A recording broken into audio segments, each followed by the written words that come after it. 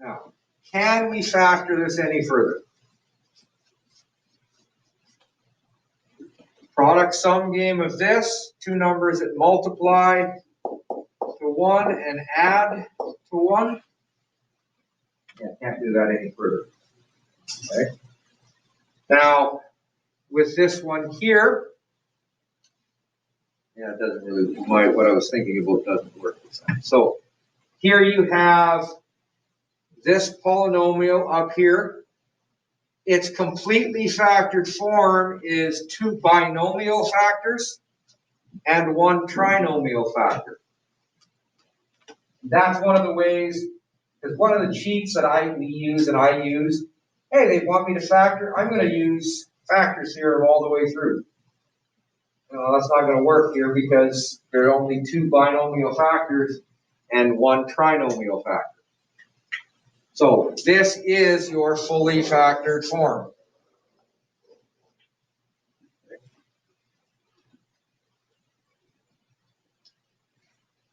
Now, that's just a basic review of yesterday, taking it 4 steps. I could easily ask you, I know you want to throw something at me and you probably have reason.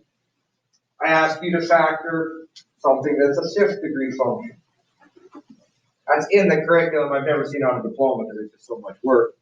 But you can apply this to factor 6th, 7th, 8th, 9th, 10th degree function.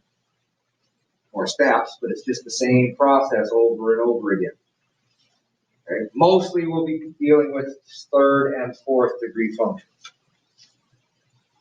Now there are a couple different ways that can be asked for something, and I'll just quickly go over them. Let's say we have a function p at x, I don't know what it is, I'm just going to take a guess. I'll say that p of x, or x squared minus 4, is a factor of p of x. Well, that's a quadratic factor. How do I do synthetic division or long division with a quadratic factor? Well, I can do long division with it, synthetic division though. But what do you know about this guy? What can you do with x squared minus 4? Yes? No. It's a difference of squares. You can't square root this because there's no binomial that will give you, multiplied by itself, will give you x squared minus 4.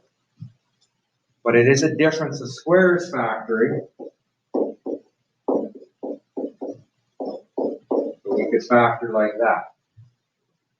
I could ask the same question where I give you x squared plus 5x plus 6 is a factor of the polynomial. Again, well, we got a quadratic here. Well, I don't like working with quadratics.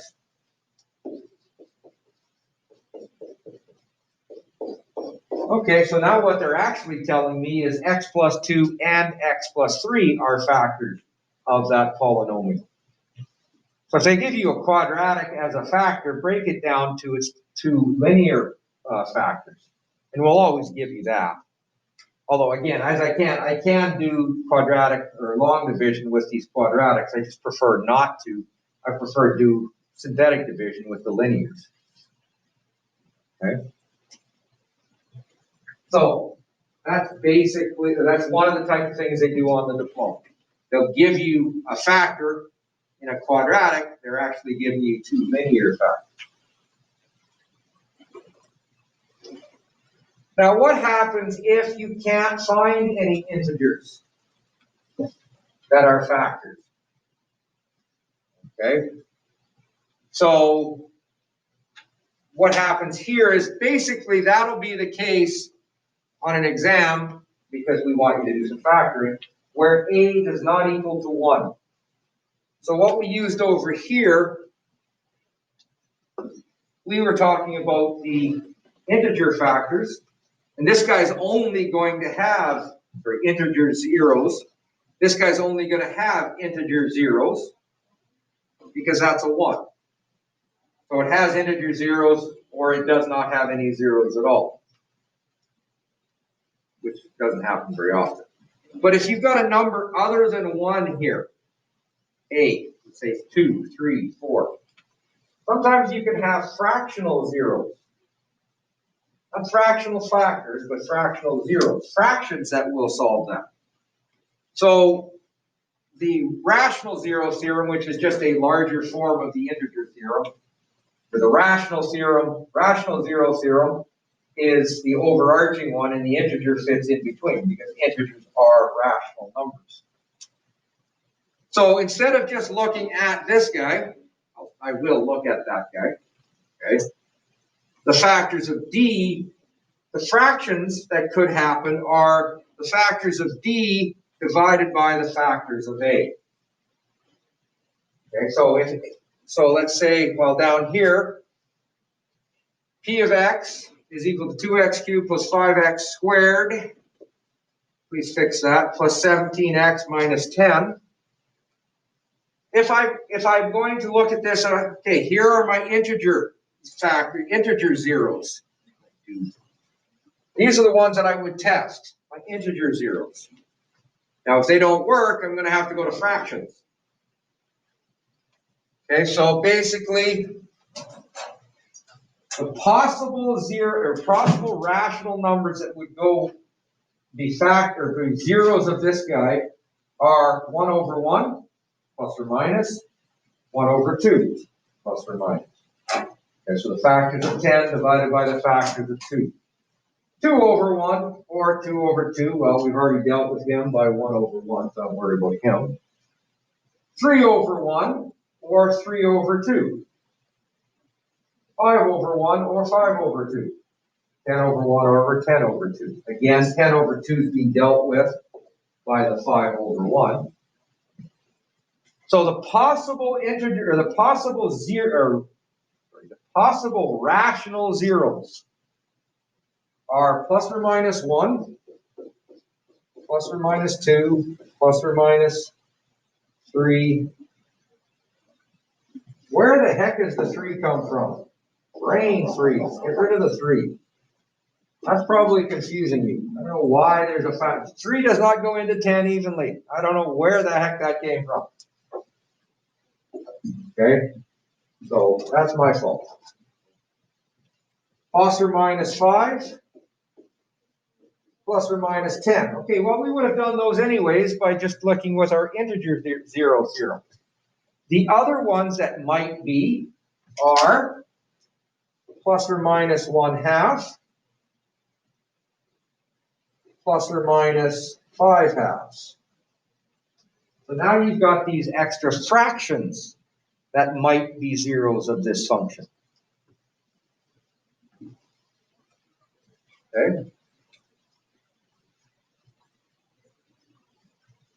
So like again, if I'm testing these are the ones I test first because they're integers and they work nicely.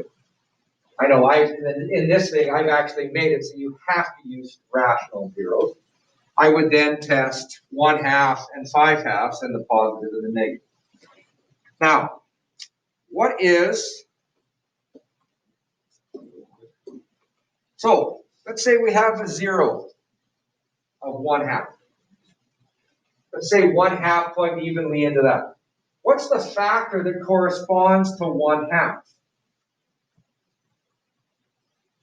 It's not x minus 1/2 because we want integer or integral factors. So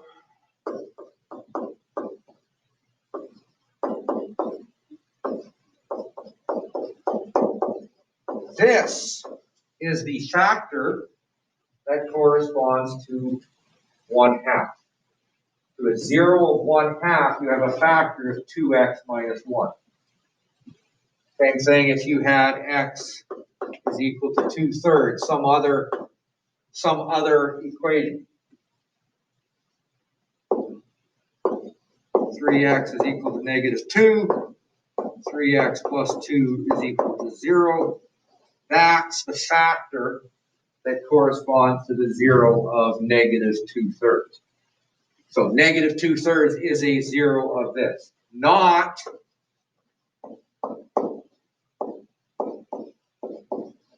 okay. We don't like that. And because we want to write all of our stuff, we're talking about integral polynomials. That means all of the coefficients are integers for our factoring. We want all of our factors to be integers also. No fractions, no rationals there. So for here, we have this polynomial. We only have possible factors, plus or minus 1, plus or minus 2. Those are our zeros that we get straight from here. What are the factors of 2? But the other ones that we have are factors of this 2. So 1 divided by 3 and 2 divided by 3. Those are our possible zeros.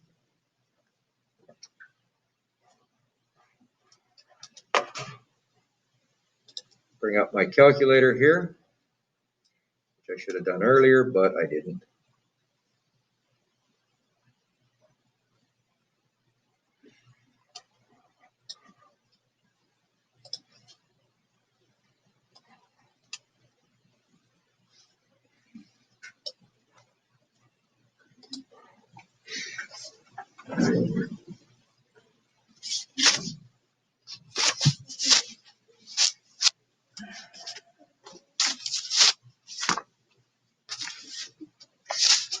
All right, I got to punch that one in.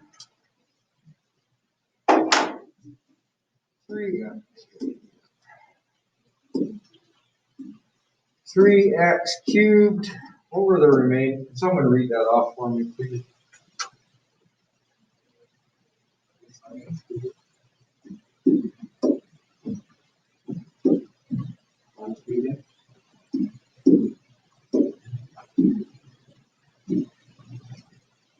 Right. That wasn't where I wanted to put it down.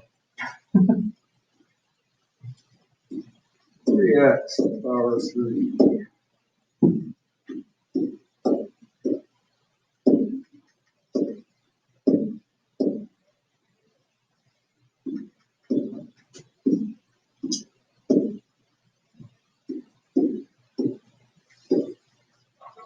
Is it minus 8x?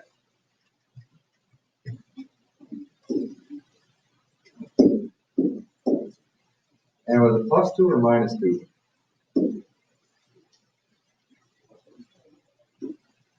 Okay, so assuming that's what I remember, so I'm going to say 2 doesn't work.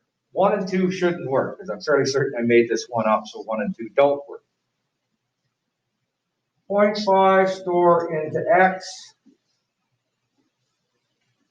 Again, you can plug it in manually. 0.5 doesn't work. Negative 0.5 store into x.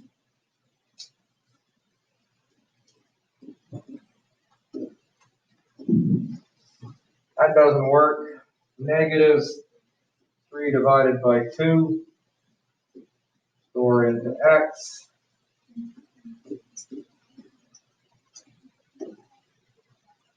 And positive 1.5 store into x.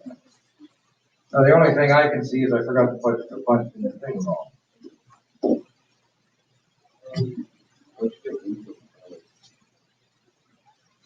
You're right, it was 2/3, wasn't it? So that makes sense because nothing worked here. So we'll go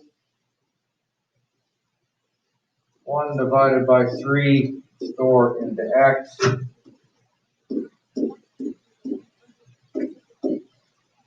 Okay, so 1/3 is a factor. Okay. Does anything else work out as a factor on, or is 1/3 is a 0? Is anything else a 0? We checked. We could keep testing.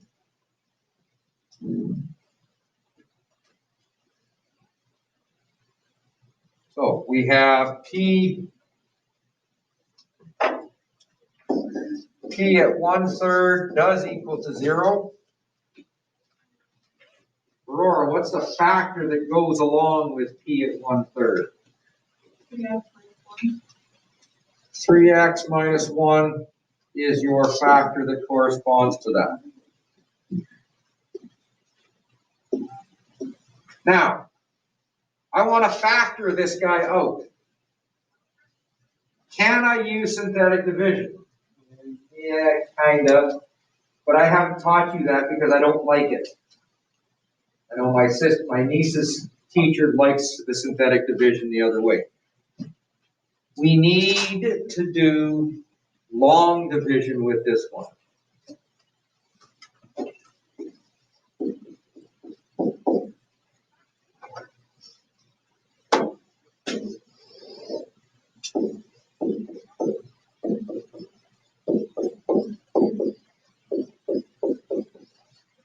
Now, as I said, I don't like doing it. I know how to do it. I don't like doing it, but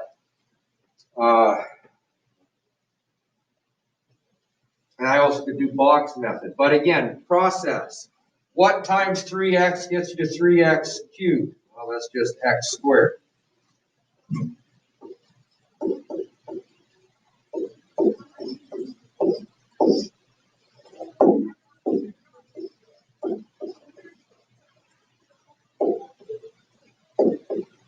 Okay, now we've got our 6x squared. We need 2x. 6x squared minus, oh, please tell me something went. Never mind.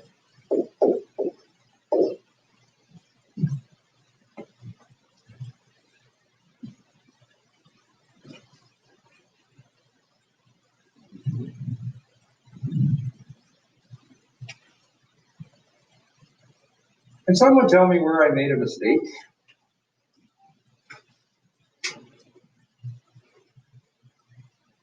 Never mind, I haven't made a mistake. I just did it in my head wrong. -8 minus a -2 gives you the 6. So we need 2 of those.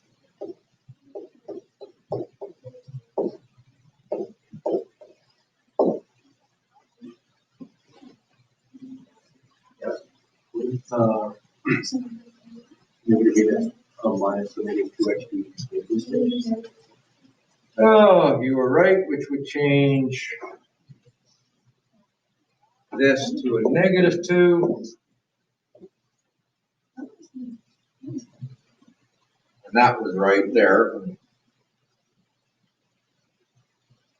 Made a mistake. I do it all the time. So the factored form of this polynomial is equal to 3x minus 1 times x squared plus 2x minus 2.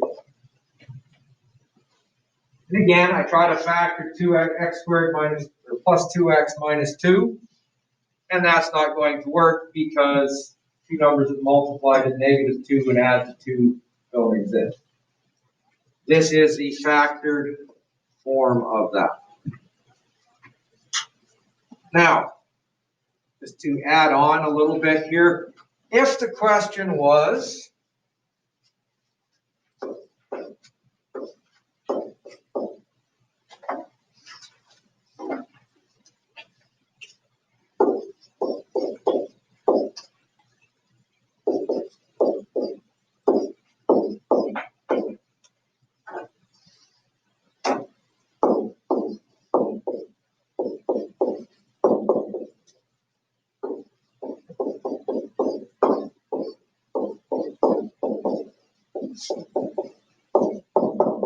now if the question says, what are the zeros? What are the exact values of the zeros for this polynomial? Now, so I made it equal to 0. What is the equation? Well, the first step is to factor like we just did. We know 1 0 is 1/3. So that's a fractional 0. But is there other zeros? Well, let's just see. We can't factor this, so how do I find the zeros of this quadratic that I can't factor? We use the quadratic formula. X is equal to minus b plus or minus the square root b squared minus 4ac over 2a. Now remember that this is in the form a is equal to 1, b is equal to 2, c is equal to negative 2. So it has zeros. It has three, well, it should have three real zeros in this case. We have x is equal to minus 2 plus or minus 4 times negative 2 times 1 over 2. Now I flopped a and c there. Negative 2 plus or minus, we have square root of 12.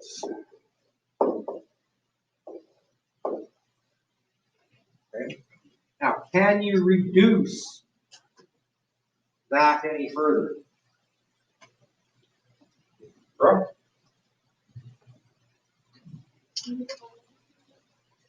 Not quite yet, because we can't divide an integer into a radical yet.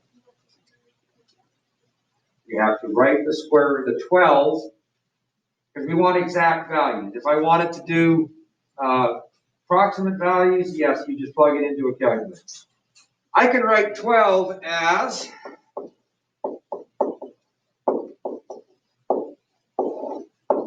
square root 4 times square root 3.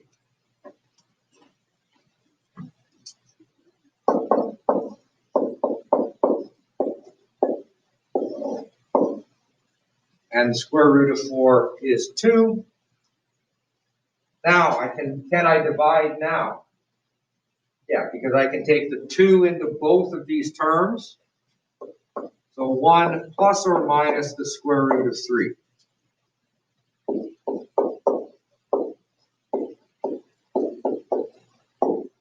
So we have three solutions.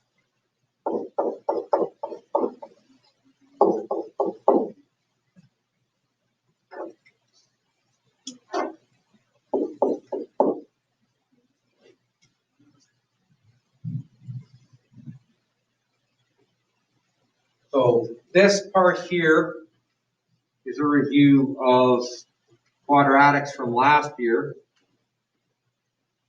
Now, again, this is the fully factored form. We don't need to go any further there.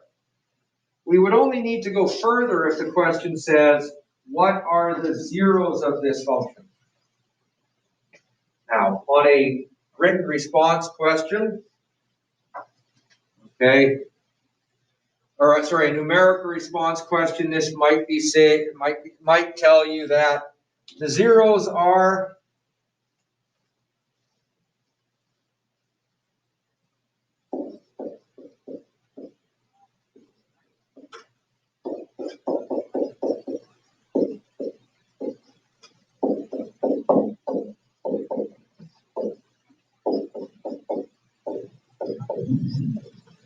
okay, so they'll tell you something. This function has three zeros.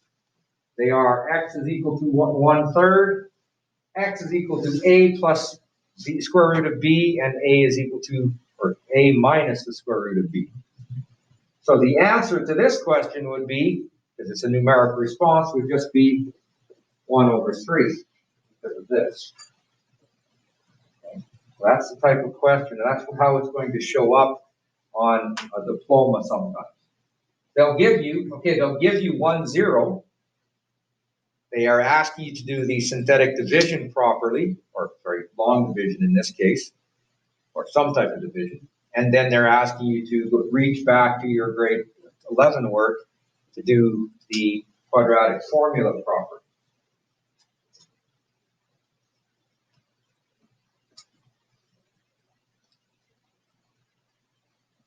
What I would like you to do right now, we'll give you 5 minutes, is I would like you to factor